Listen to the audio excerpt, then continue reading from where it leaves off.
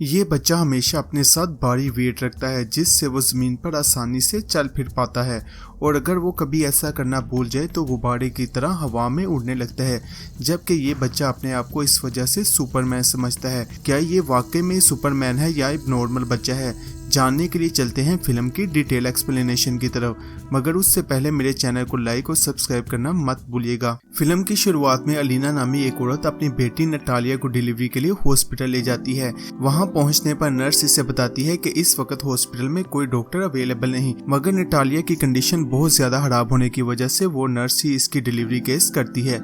मगर जैसे ही बच्चा पैदा होता है तो सब देखकर हैरान रह जाते हैं क्योंकि वो बच्चा हवा में उड़ रहा था। माँ कहती है कि उसने एक सुपरमैन को जन्म दिया, जबकि अलीना समझ गई थी कि ये एक एबनॉर्मल लड़का है। वो दोनों नर्स को कोई इन्फॉर्मेशन दिए वहाँ से भाग जाते हैं। नेक्स्ट डे वो देखते हैं कि इनका बच्चा छत से लगा सो रहा है। उस बच्चे की नानी उसे नीचे उतारती और छत को नरम गद्दों से कवर कर देती है ताकि उसे उससे चोट न पहुंचे। अलीना अपनी बेटी को कहती है कि हमें इस बच्चे को दुनिया से छिपाना होगा क्योंकि अगर किसी को इस बारे में पता चला तो वो इसे यहाँ से ले जाएंगे। वो इसका नाम आस्कर रखते हैं। आस्कर अब बड़ा हो चुका था। खिड़की से बाहर अपने जैसे बच्चों को देखकर इसका भी इनसे खेलने को दिल करता है, मगर उसकी नानी इसे घर से बाहर नहीं जाने देती और कहती कि वो हमेशा घर में ही रहेगा।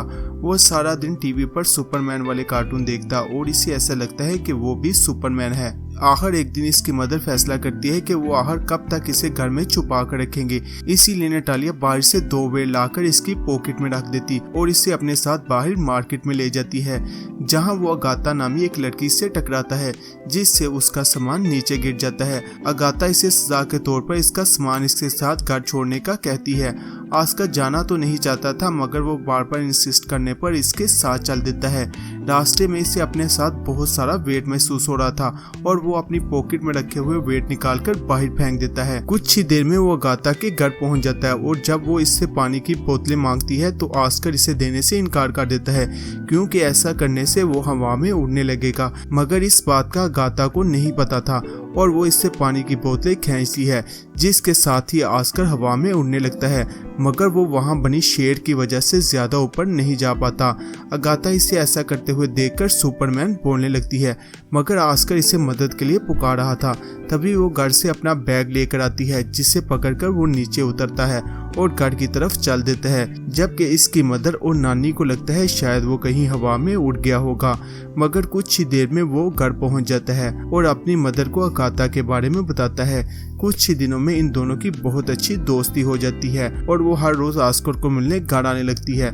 मगर एक दिन इसकी मदर को पता चलता है कि अगाथा को आस्कर के उड़ने वाले राज का पता है, इसीलिए उसे डर लगता है कि वो कहीं किसी को बता ना दे और इसके घर आने जाने पर पाबंदी लगा देती है। ये सब देखकर करीब के लोगों को इन पर शक होने लगता है कि शायद ये फैमिली आस्कर के साथ कोई गलत कर रही है, इसीलिए वो इसके मुतालिक पुलिस को कंप्लेन कर देते हैं। पुलिस इनके घर पहुंचकर आस्कर को अगले ही दिन स्कूल जाने के लिए कहते हैं, जिस पर वो मान जाते हैं और अगले ही रोज इसकी मदर आस्कर को स्कूल छोड़ने के लिए जाती है, मगर वो वहां बैग को लटके देकर इसे वापस कर ले आते हैं क्योंकि उसे उड़ने से रोकने के लिए वेट इसके बैग में रखा हुआ था।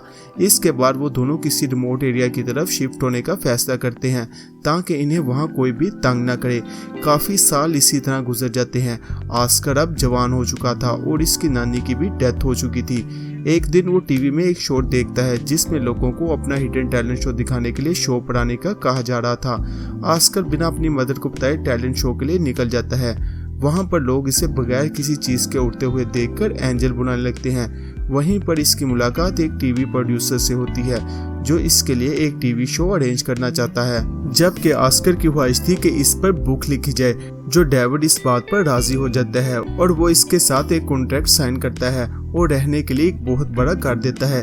जल्द डेविड इसके लिए बहुत सारे शो अरेंज करता है और जल्द वो पूरी कंट्री में फेमस के साथ साथ बहुत ज्यादा अमीर भी हो जाता है। लेकिन तभी इसे एक दिन महसूस होता है कि वो इन सब लोगों के लिए एक जोकर बन चुका है जो कभी इसके लिए फोटो शूट करते हैं और कभी सर्कस में उड़ता हुआ देखना चाहते हैं और जल्द इस पर एक किताब भी लिखी जा चुकी थी जिसमें इसकी मदर और ग्रैंड मदर को बहुत ही बुरा दिखाया जाता है, जो इस पर बचपन में बहुत जुल्म करते हैं।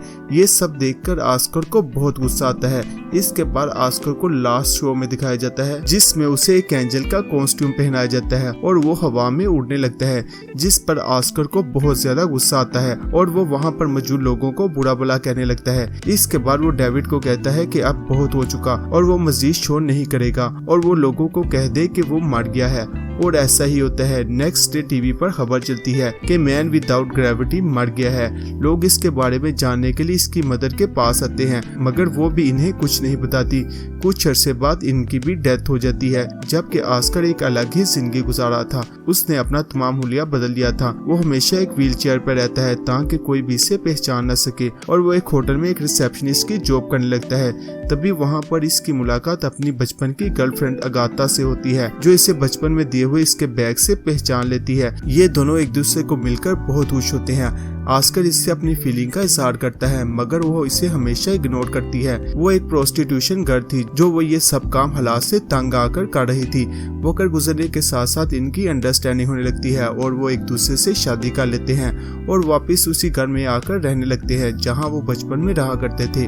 और यही फिल्म का आखिरी सीन होता है। अगर आपको मेरी ये वीडियो पसंद आई तो प्लीज चैनल को लाइक, शेयर और सब्सक्राइब जरूर कीजिएगा।